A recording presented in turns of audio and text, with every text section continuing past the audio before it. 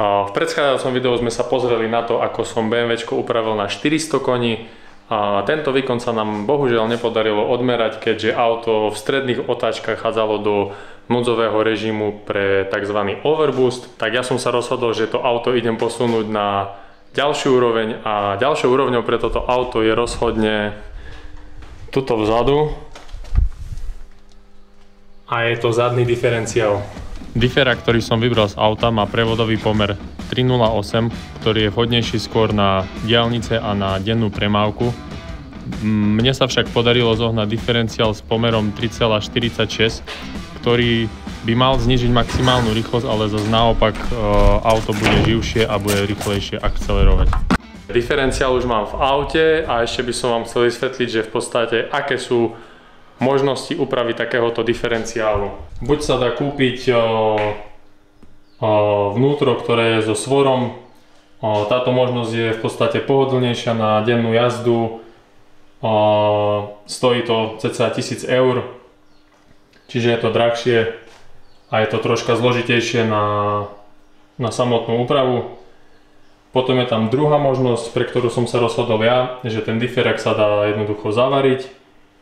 A je to menej pohodlné, treba si dávať pozor pri nákupných centrách na parkovaní a takto zvykne to skakať. Není to pre mňa priorita, keďže autom nepotrebujem jazdiť, auto budem používať v podstate iba na zábavu a na vozenie, čiže nepotrebujem, aby to bolo nejakým spôsobom komfortné.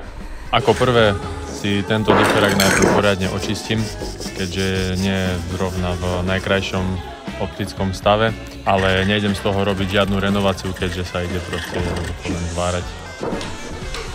Troška nás prekvapilo po odšrubovaní všetkých šrub, že z diferáku nevytiekol žiaden olej, ale potom sme sa rozhodli, že ho troška nakloníme a niečo z neho nakoniec vytieklo. Po odšrubovaní všetkých zadných šrub sa nám nakoniec odhalilo, čo sa skrýva vo vnútri takéhoto diferenciálu a to už som musel vysvetliť otcovi, čo vlastne ideme robiť.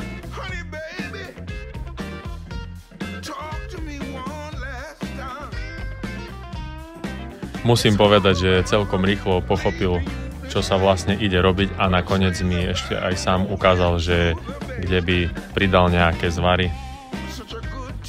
Následne je veľmi podstatné diferenciál odmastiť od starého oleja. Ja som sa rozhodol použiť čistič na brzdy a vyčistiť ho kompletne celý znútra od starého čierneho povlaku. Po poslednú vec pred samotným zváraním som si pripravil takúto pasovinu, ktorá môže a nemusí byť, ale pri výkone, ktoré toto auto má, sa to podľa mňa bude veľmi hodiť, aby vydržal čím dlhšie. No a tu už môžete vidieť majstra pri práci a jeho prvý v živote zavarený diferenciál. Napíšte mi kľudne do komentára, čo si o tom myslíte. Ja osobne si myslím, že to vyšlo úplne brutálne a že to určite nie je jeho posledný diferenciál, ktorý bude zvárať. Ubehlo už pár mesiacov, odkedy som dal tento diferenciál do auta, no a za tých pár mesiacov sa samozrejme na tom aute spravilo aj kopec ďalších úprav. No a ja som sa rozhodol, že sa idem s tým autom prejsť, aby som vám teda dotočil video o tom, aké sú moje skúsenosti s jazdením so zavareným diferenciálom.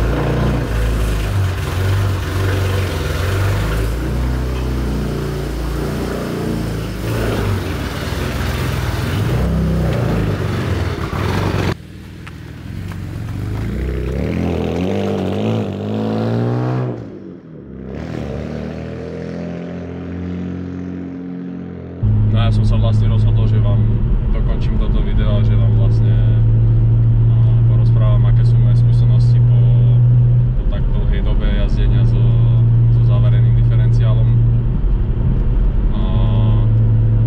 Auto je aktuálne už v úplne inej fáze. Z auta je v podstate plnohodnotný drifťak. A preto som sa vlastne rozhodol, že ten diferenciál sa tam bude zavarovať, keďže to auto jednoducho, keďže som vedel, že čo s tým autom vlastne chcem robiť a ako to vlastne je v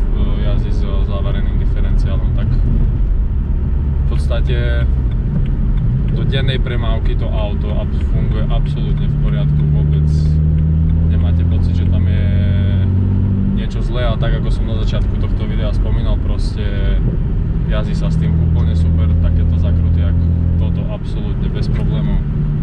A problém však nastáva, keď chcete ísť s tým autom niekde do nákupného centra, alebo potrebujete nejakým spôsobom pod plným volantom parkovať.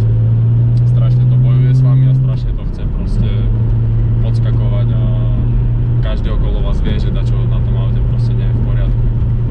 Takže čo sa športovej jazdy týka, auto je úplne jednoducho ovládateľné. V podstate keď sa začne koleso začnú pretáčať, tak to auto sa úplne krásne dá ovládať plynom. Čiže za mňa je to v porovnaní s otvoreným diferenciálom je to neskutočný rozdiel. Proste to auto s otvoreným diferenciálom ešte pred softverom malo extrémny problém jazdiť na mokrej ceste. Proste to auto hádzalo do strán takým spôsobom, že človek ani nevedel, že vlastne do ktorej strany to kopne. Teraz jednoducho, keď to hodí troška do strany, tak sa dá len kontra a jednoducho to auto sa zrovná a ide to krásne. Moje plány s autom aktuálne sú také, že by som to auto chcel vrátiť troška do pôvodného stavu, lebo s autom som mal v pláne driftovať, ale auto je po pár jazdách, ktoré som s ním mal tréningových, tak som prišiel na to, že auto je na drift príliš ťažké a že jednoducho na ten výkon, čo to má, tak sa to auto má proste problém z tej zatačky nejakým spôsobom vyhrabať a jednoducho nie je to až tak zábavné s tým jazdiť, jak som si myslel. Samozrejme, akože auto je brutálne rýchle, to nemôžem povedať, že proste, že by to bolo nejakým spôsobom pomalé, ale za mňa osobne proste to auto bude lepšie fungovať, keď bude na také skôr denné jazdenie a na nejaký taký ten, že street drift, alebo občas to proste niekde vedieť poslať bokom. Nejak to hrotiť sa s niekým naháňať po driftovacej trati, to podľa mňa je ťažké auto. Čiže som sa rozhodol, že si kúpim nejaké ľahšie auto, ktoré si postavím na také tie trate a toto auto sa v podstate vráti naspäť na cestu a bude z neho normálne streetové auto. Ešte by som sa chcel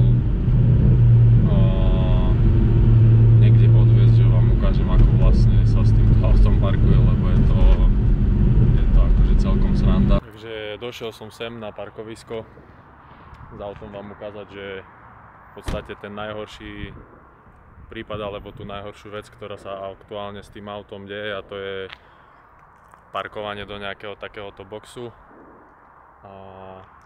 na záberoch, ktoré vám za chvíľku pustím.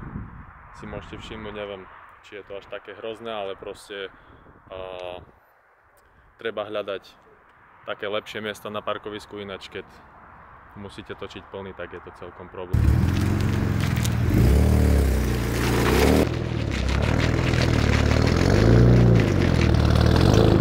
Auto vyzerá nejak takto.